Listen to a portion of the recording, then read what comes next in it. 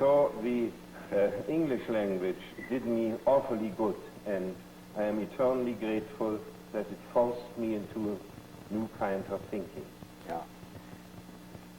You don't agree altogether then, Dr. Tillich, with the what seems to be so often the attitude of those who come from elsewhere to America, that this rather common sense character of much of our thinking and our attitudes is necessarily shallow? No, by no means. I think the greatest things in world history have been said in the simplest way.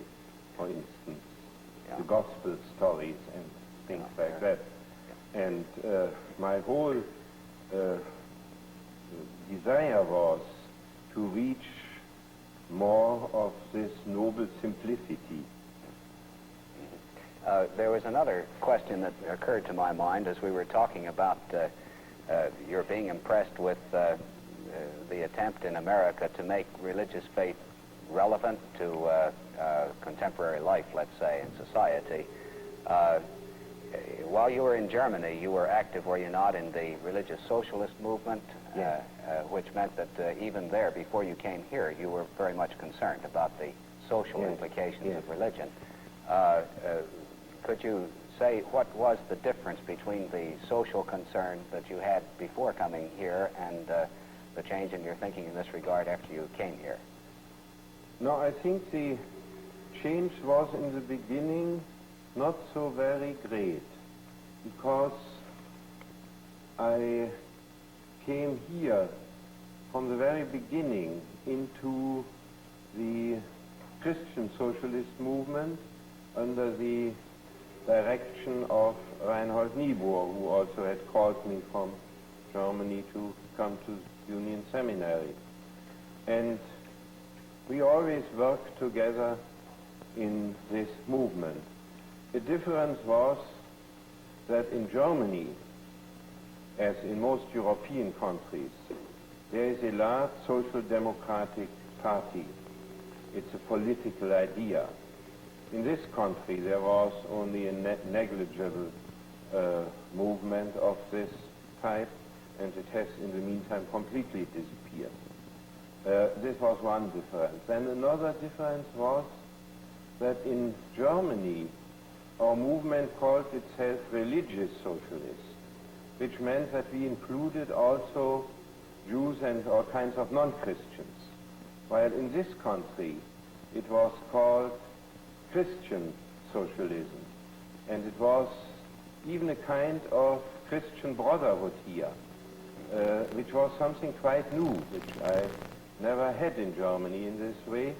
And the reason was, the consequence was that the membership of this movement consisted mostly of Christians and very few non-Christians.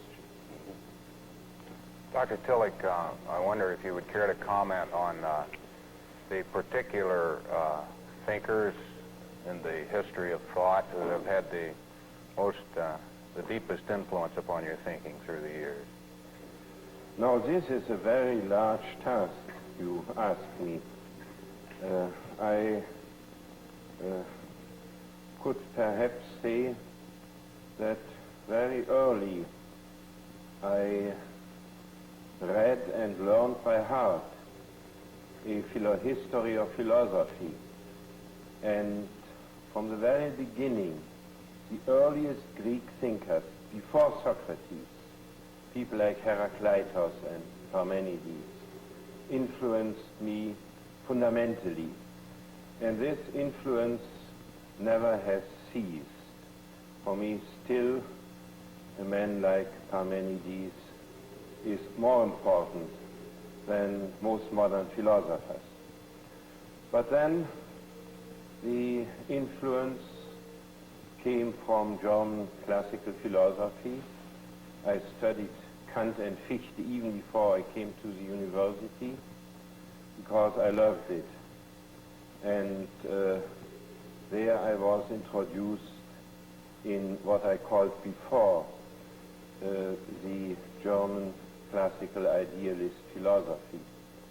And finally it led me to a man named Schelling, who was a predecessor of Hegel in the development, and who had, of all of them, the greatest influence on me. In modern times, I would say that Nietzsche was decisive for my later development, and then in the 20th century, Heidegger. Well, these are a few names. I could go on like this indefinitely. Yeah. Have you, you mentioned Schelling and you mentioned Heidegger. Do you consider yourself to be closely related to the movement that today is called existentialism? Yes, that's certainly the case. Has Kierkegaard had a basic influence upon your thinking? Yes.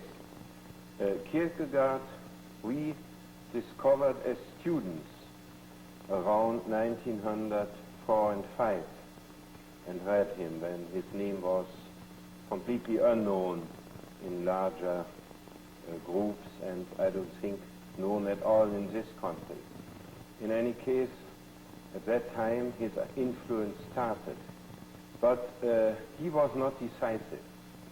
Decisive for me was the development of Schelling, which I would call in philosophical jargon in development from essentialism, which is very similar to what I called idealism before, to existentialism in the latest period of his life. And I am still often surprised to what a degree this man has anticipated most of the concepts of present-day existentialism as it is developed by Heidegger and Sartre and Marcel and Jaspers and many others. So I was introduced in a period in which the word existentialism didn't yet exist into existentialist thinking by the later period of Schelling. But I have in the meantime discovered something else which I must tell you. When I am asked which was your first and greatest influence in terms of existentialism, I would say my reading and learning by heart of Hamlet, of Shakespeare's Hamlet, where you have quite a lot of existentialist formulations about the human predicament. And as a young man, I was perhaps 17 years old at that time, I took them into myself as nothing else at that time. And so I was well prepared when Schelling came. Would you be able to give us a definition of existentialism, Dr. Tillich? Oh, I would say it is that philosophy which doesn't deal so much with the general nature of man and of his world, but which deals much more with the human predicament, with the way in which man is born and has to die, in which he is in anxiety, in which he is in the feeling of guilt, and often in our time this deep feeling of emptiness, of meaninglessness of life. All this belongs to the description of the human predicament as the existentialists give it, and not even most important, the philosophical existentialists, but I would say even more important, the novelists and the playwrights and the poets and the modern artists, painters and sculptors and so on. Yeah. How far would you say that the existentialism that we see in these various forms today in our society have Christian roots or background? I think that everything which happened since the Western world has been brought into the Christian camp, that everything has consciously or unconsciously Christian influence.